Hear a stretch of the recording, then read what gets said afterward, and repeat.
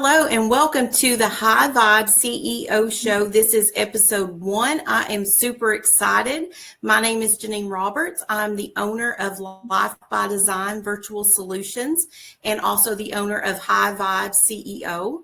And what we do at High Vibe CEO is we help women who are wanting to be entrepreneurs or who are current entrepreneurs who want to grow a successful business. And what we do is we help you get to 6 figures in that first year using business strategies, mindset strategies, and energy alignment. And today I am so excited to welcome my friend and amazing powerhouse leader, Karen Colligan, to the show. She is the owner of PeopleThink. Karen, welcome. Thank you, Genean. I am so excited to be here. And I have to say, I love that I'm your first guest. So thank you for that. Yes, I'm so excited.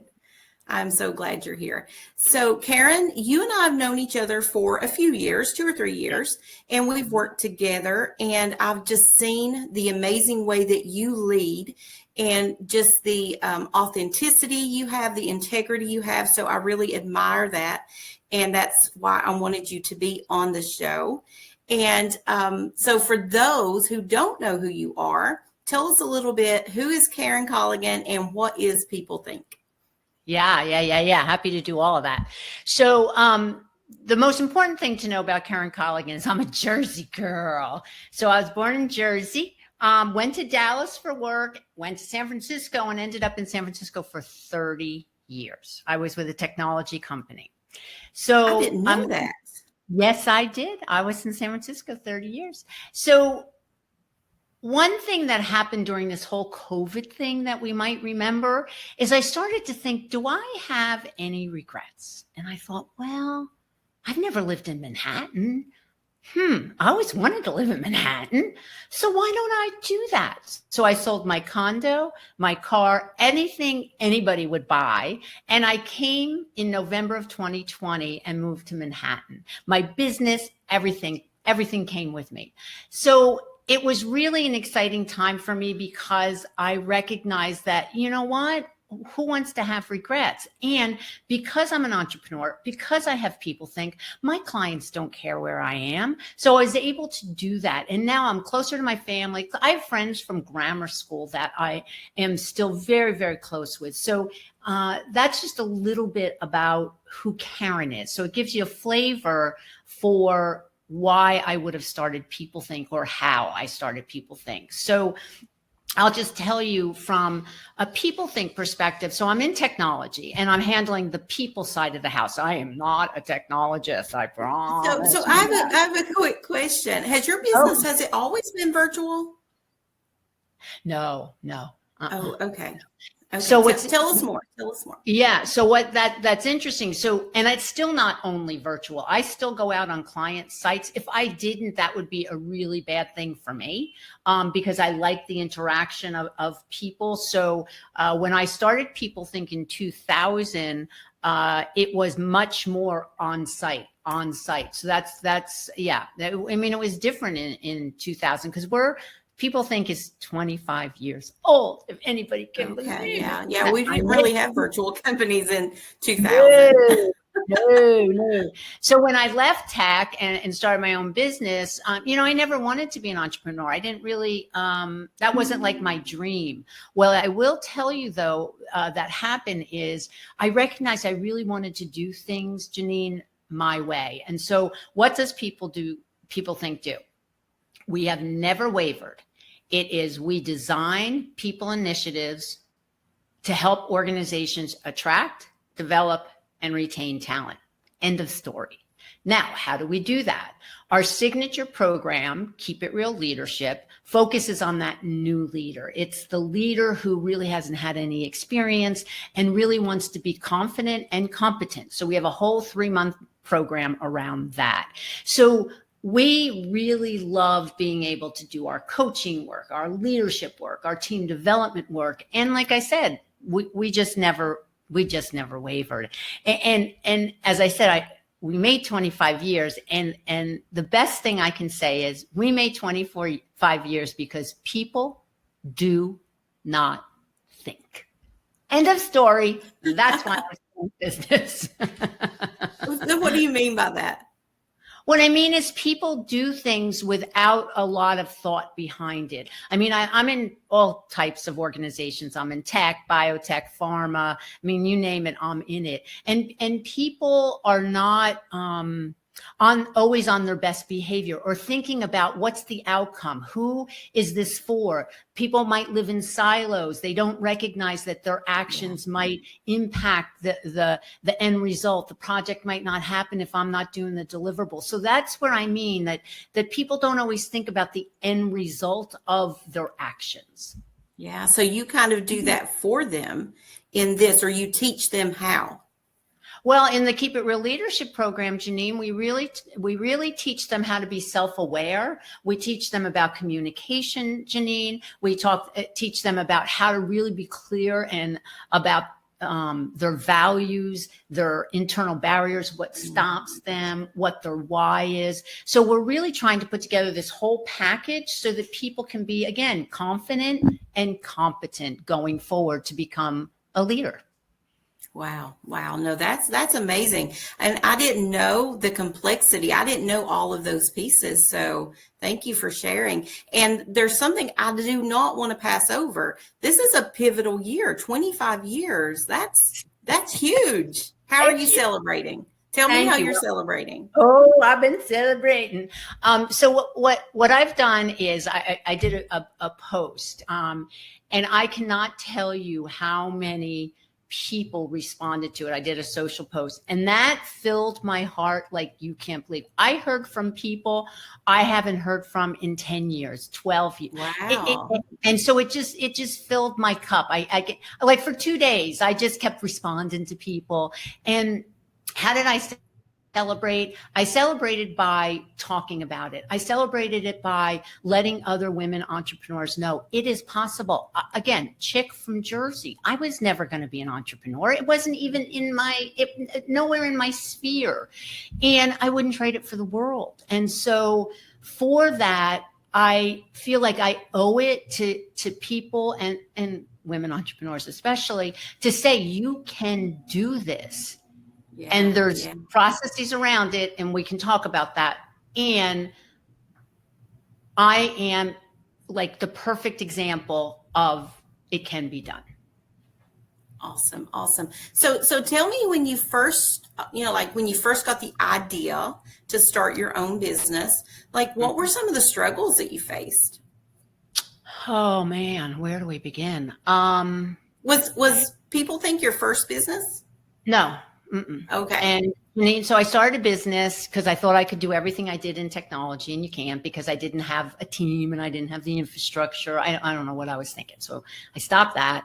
I joined a small consulting house as a partner, which was really great. And I really started to get my feet a little wet. And I thought, okay. So then in 2000, I started PeopleThink, and really I never looked back. Now, what I will say, if I were to do this over again, and one of the things that I've really learned from a place of wisdom, I will say, is that I wish that I had reached out to a entrepreneur who had built a business from nothing to help me get my head around all of this. What does it mean to build processes? What does it mean to be very clear about your service offering? What does it mean about pricing? Who's your competition? To do that due diligence. Now, did I do that?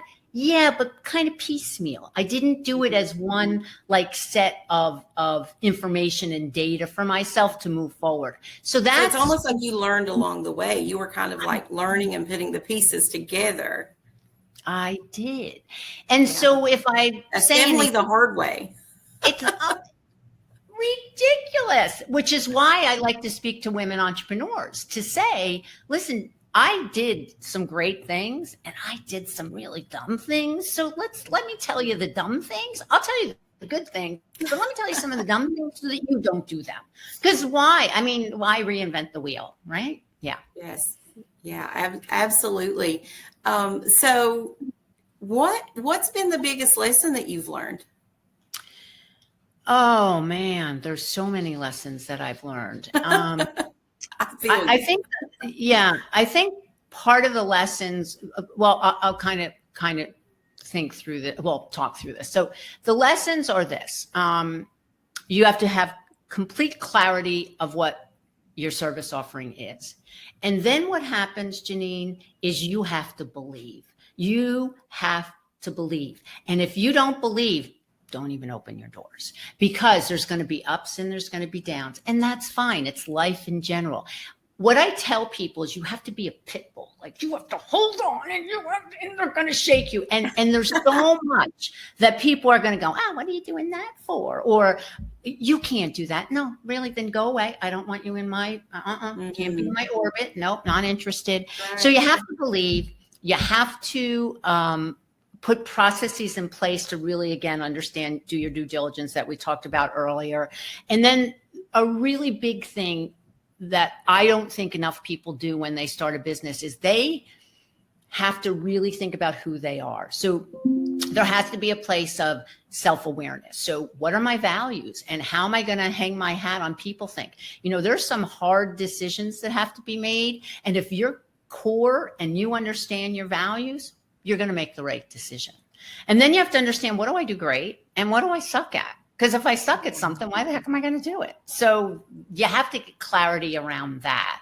And I don't think enough people do that. So they go in like, oh, I'm going to do this. Well, if you don't know who you are, how are you going to deliver for your client? How are you going to be consistent with your client? So I think that's a really big thing. And then relentless learning. You cannot stop learning. And people say, oh, I'm my business. Oh, I know this. No, you really don't. The trends change, industry change, relationships change. It just, you have to be curious and put that curiosity hat on and learn. And then you have to adjust. Like, there's many times through these 25 years, I was like, oh, I'm so smart. And then all of a sudden it's like, oh, I'm not that smart. I got to adjust. I got to shift. I got to change. Yep. And so, you have to listen. You really have to listen. Yeah. And sometimes you have to see that, you know, maybe something you started doing isn't working and you need to pivot. And I've seen people, you know, just really struggle with that because they're like, no, I really want to make this work. Well, sometimes you have to pivot. Sometimes you have to, you know, like, call it a loss in a sense. And be like, you know what, we need to pivot. And I've seen, you know, entrepreneurs struggle with that, where they don't want to change their model, or they don't want to, you know, we saw it when COVID hit, right? And everything had to go virtual. Well, there was some people resisting that because they didn't think their business could be ran virtually. And but they were not really given a choice, right? At that point, a lot of businesses had to go virtual to survive. And what that taught so many people, and I learned a lot of lessons from that too, is that we can shift, we can make those changes, we can pivot. And, you know, and now you see employers everywhere hiring virtual staff, you know, employers that typically were, you know, had an office setting, a traditional office. You had your secretary come in, or you had your admin person come in. You had all your salespeople come into the office, and you had all these different departments.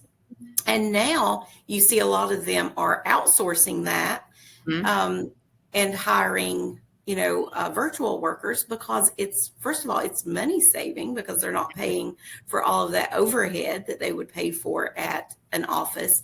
And so it was a forced pivot, but it was doable. And now, you know, 5 years later, you know, I think there's a lot of businesses out there saying, oh, well, I guess it could be partially virtual or fully virtual. So I think having that mindset of seeing where there's things that need to change, and then being willing to make those shifts and do those pivots.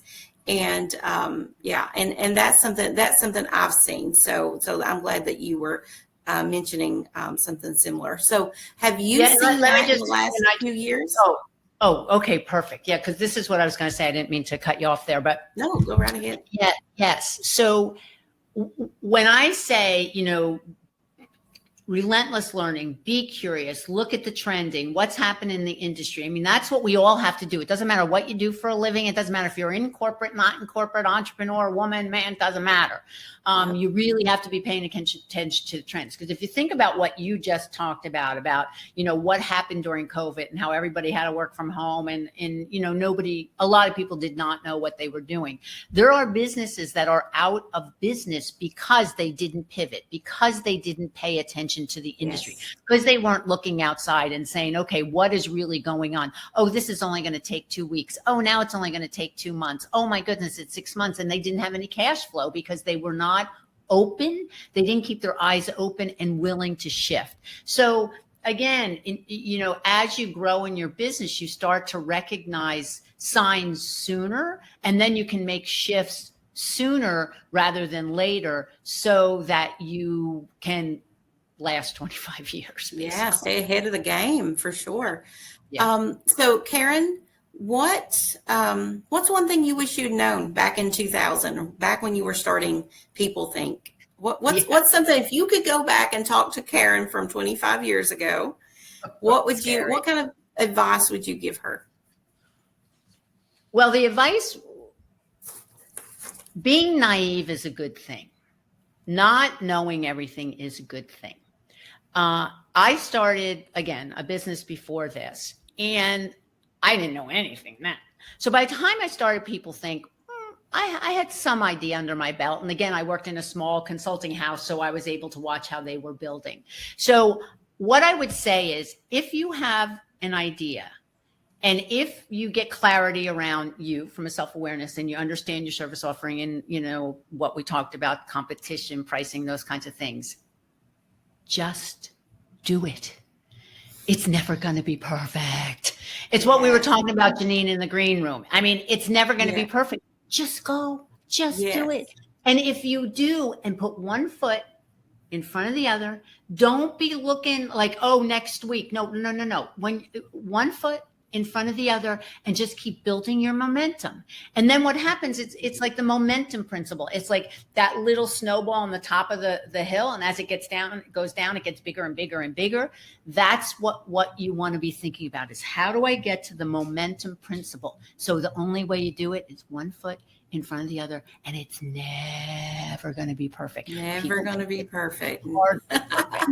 However, every morning, one foot in front of the other. One foot in front of the other, absolutely. And what Karen's talking about is my lighting. As you can tell, it's a little dark. I've got my ring light. I couldn't get my lighting perfect. And that's one thing I've seen with a lot of entrepreneurs or aspiring entrepreneurs that I've worked with, is they want to have everything perfect. They think that all of these things are so important, and they are to a point, but it keeps them from moving forward. I actually have a past client that I worked with, and I was coaching her on she wanted to start just a little business, finding a couple clients, doing some work. Her background was HR, and she wanted to get out of her full-time HR job. And so she wanted to find a couple clients that she could work from home and, work on her own time, those kinds of things. So I was coaching her through that. So she wanted to start a business, but she wasn't even looking for like hundreds of thousands of dollars. She was just looking for a couple thousand a month, right, to replace her income so she could stay home. And this has been a couple years ago. And we had a couple of sessions, and she kept saying, well, I've got to figure out my business name, and I've got to figure out my branding colors, and I've got to figure out, I've got to get a website. And I'm like, yes, all those things are important, but you have to start taking steps now. And it's a year and a half, maybe, 2 years later, she's still in that job, and she's still not moved forward. And here's the thing about when you're trying to mentor someone or help them, they have to do their part, right? Like I can give all the advice. I can, create a course. I can do whatever kind of coaching. Karen, you can work with your clients to do all the things, right? But if they aren't willing to do the work themselves, and if they aren't willing to get out of that comfort zone and take that first step and just do something, then I they just agree. sit there kind of on pause, or Yeah. they just, they freeze, really is what it Yes. is. They freeze. Yeah. And then nothing ever happens. And then 5 years goes by, 10 years goes by. And then it's regret, because then they're like, I wish I'd started that business 20 years ago, 10 years ago, 1 year ago, whatever. And they live in that. So don't live in that. Don't live in that space of regret. No. Do it. Just do it. Right. And if you think about procrastination and you think about why do people procrastinate about certain things, it's fear. I mean, because you're afraid to be successful. You're afraid not to be successful. And the acronym FEAR, false expectations appear real. So the more that you feed that, the more that you believe it, and the more that you don't move. So procrastination is just another way of saying, I am afraid, and therefore, and at the end of the day, it doesn't really matter. Just do one step in front Do of it the afraid. other. Yeah. Do it afraid. Exactly. Yeah. All right. Well, thank you so much for being on here today. I don't have any other questions for you. I would love for you to tell us more about you, where people can find you, what's your website, what's your social media handles, and what kind of programs that you offer in case someone wants to, go check it out and get signed up. Yeah, I love that. Well, first of all, thank you again. I love being the first. And for women entrepreneurs, I just want to close with saying, just do it. Just go. Yes. Just go do it. And you'll never regret it. Now, be planful. Don't like, if you have a corporate job and you think you want to do it, be planful, get ready, and then jump, do that. If you're starting a new business, keep going. It's so worth it, and it's so rewarding. So that's in closing. Yeah. And then about me. So PeopleThink's website is peoplethink.biz, and there's all kinds of goodies on it. I do a podcast called Let's Talk Leadership, and I've talked to a lot of leaders, so you can go listen to that, and it's on YouTube and all those other good places. Our signature program, we talked a little bit about it, Genean, is Keep It Real Leadership. And it's really for that new leader. So if there's organizations who really are thinking, I really want to get my leaders ready, Keep It Real Leadership. And it's just like me. It's just so Jersey. It's like, do this, do this, do that. It's not a lot of theory. Just do the stuff, and you're going to come out the other end, and you're going to have a package of information about yourself and leadership. I do executive coaching. What else do I do? Oh, lots of team stuff, team development, make them high-performing teams. And at the end of the day, I love to chat, if you can't tell. So if the speaker, go on my website. I have a speakers page, and I'd love to chat to your group about lots of things. There's lots of things on my website I'd like to chat about. So that's kind of who I am. And again, Genean, thank you. I'm very, very grateful. Oh, thank you. I'm so glad you were here today. I do have one other question. You told us about the leadership coaching and for organizations. Tell us, like, who is your client base? Like, what type of clients do you work with? Is it primarily organizations? Do you ever work with individuals? Yes, and yes is the Yes, answer. and yes. So, okay. Yes, and yes. So I work with organizations. Keep It Real Leadership. Right now, I do it mostly with organizations, and I get a cohort of, say, 4 to 6. I would love to do a cohort of entrepreneurs and get them ready. That's harder. I've tried that. It's really, really hard. So, if there's 4 entrepreneurs that wanted to go through Keep It Real, that would be a dream for me, and I would love that. So that's all around the Keep It Real. I have, again, I do a lot of work in tech, because that's where I really understand that space. Biotech, pharma, I understand that space. And I really like the smaller organizations that are they're trying to get to the next place. That's my really happy place, because I know I'm having an impact, and I know I'm helping that organization grow. Do I like the bigger organizations? Absolutely. And my favorite is the small ones who are like, oh, we got to get this going. And I'm like, I'm your gal. Let's get this going. So more startups? Is that kind of your startups? Yeah, but startups who have their kind of engine going. Some startups who believe that people are really going to make the difference in the organization. They don't just say it, but they mean it. So that's kind of my favorite place. Yes. Awesome. Yeah. Well, thank you so much again for sharing. Thank you for being here. I'm super grateful, and I know that there will be some women that hear this and that get inspired by you. And everyone, make sure you go and check out PeopleThink.biz and check out her Let's Talk Leadership podcast, which is on YouTube, you said. And I'm just excited for this year. I know this is just going to be a pivotal year for women in business, and you really can start a business, grow a business, hit 6 figures in a year or less. That's what I did. I hit 6 figures my very first 10 months, and it's absolutely possible.